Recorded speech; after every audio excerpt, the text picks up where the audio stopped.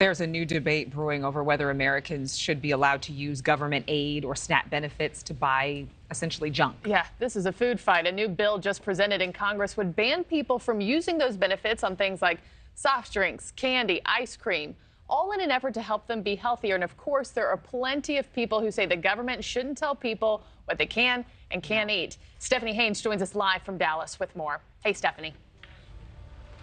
Hey, good morning. Well, to be on the SNAP program, you have to qualify with certain income and housing thresholds. And people are hoping that people on the program will go to places like the Dallas Farmers Market and spend that on healthy food. And there are some limitations to the program, however, already. You know, you can't buy tobacco, you can't buy alcohol, and you can't buy vitamins. And so this proposal would expand those limitations to include some sugary treats. And some say that's a step too far. New rules could be coming for more than 42 million Americans who rely on SNAP benefits. Damage assessment is going to go on for some time. Congress needs to be a part of it. We need to hold these agencies and the people who run them accountable. Florida Senator Marco Rubio introduced a bill last month eliminating from the program what he calls junk food. The bill names foods such as candy, ice cream, and prepared desserts. Foods Rubio says will cost taxpayers more than $240 billion over the next decade, citing USDA data.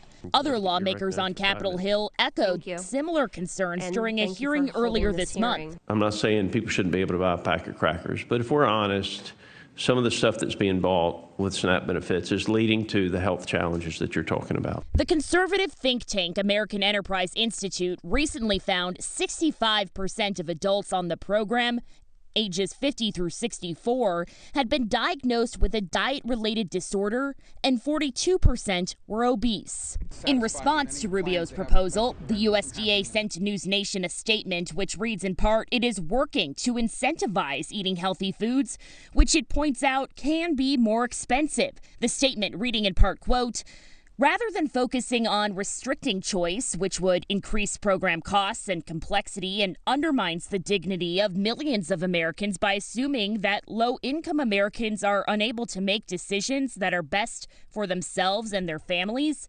USDA has worked to make healthy choices more accessible and within reach for all Americans. People who work in grocery stores are raising concerns about potential challenges at checkout. The cashier would have to play the part of the food police. So if you come in with your SNAP card, you want to buy a product, you don't know if it's on this list of restricted foods, and the cashier basically has to tell you to turn around and put it back. And we just don't envision that being a very good program. The National Grocers Association points out that there's no clear government definition of what is unhealthy or healthy food, so that would be something the government would have to decide. We did reach out to anti-hunger organizations, food banks, and also Senator Marco Rubio's office for further comment, but didn't hear back. Thank you for watching. Go to newsnationnow.com to find NewsNation on your television provider. And don't forget to click the red subscribe button below to get more of NewsNation's fact-driven, unbiased coverage.